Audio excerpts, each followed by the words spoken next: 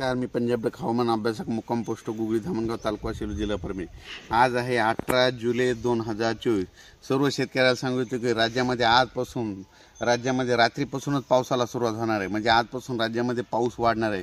म्हणजे खरं तर उद्यापासून जास्त वाढेल, पण आज बऱ्याच ठिकाणी सुरुवात होणार आहे। म्हणजे 19 जुलै 19, 20, 21, 22, 23 जुलै दरम्यान राज्यात पुन्हा पावसाचा जोर वाढणार आहे। म्हणून हा अंदाज सर्व शेतकऱ्यांना लक्षात द्यायचा आहे। राज्यात इतर परिस्थिती बघितली तर राज्यामध्ये सांगायचं झालं तर 19, 20, 21, 22, 23 दरम्यान राज्यात चांगला जोराचा पाऊस पडणार आहे। ठिकठिकाणी जोराचा पाऊस पडणार आहे। काही ठिकाणी वावणी होणार आहे, कुठं मुसळधार होणार आहे। त्याच्यामुळे हा अंदाज लक्षात घ्यायचा। सांगायचं झालं तर मुंबईच्या सर्व जनतेने एक सतर्क राहण्याचं सांगतो की राज्यामध्ये मुंबई नाशिक या भागामध्ये उत्तर महाराष्ट्राकडे जवळपास 21 जुलै 22 आणि 23 जुलै दरम्यान मुंबईकडे मुसळधार पाऊस पडणार आहे। उत्तर महाराष्ट्राकडे मुसळधार पाऊस पडणार आहे। म्हणून हा अंदाज लक्षात द्यायचा। त्याच्यामध्ये राज्यात सांगायचं झालं तर परत एकदा 25च्या दरम्यान परत एक कमी दाबाचा पट्टा येणार आहे। त्याच्यामुळे 25, 26, 27, 28 दरम्यान जुलै दरम्यान देखील राज्यात चांगला पाऊस पडणार आहे। म्हणून हा अंदाज लक्षात द्यायचा। पण राज्यात आज 18 जुलैपासूनच पावसाला सुरुवात होणार आहे। म्हणून हे अंदाज लक्षात द्यायचा।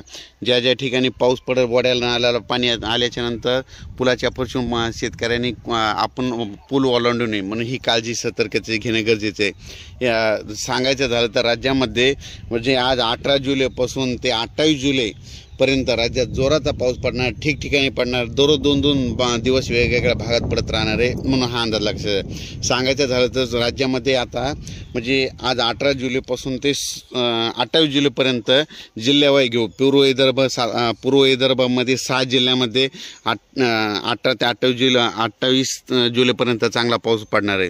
त्याच्यानंतर पश्चिम विदर्भाचे 5 जिल्ह्यामध्ये म्हणजे आज 18 जुलैपासून ते 28 जुलैपर्यंत जोराचा पाऊस पडणार आहे। दररोज भाग बदलत पडणार, म्हणून हा अंदाज लक्षात घ्यायचा। त्याच्यानंतर मराठवाड्यामध्ये देखील म्हणजे आजपासूनच बऱ्याच ठिकाणी पाऊस होणार आहे।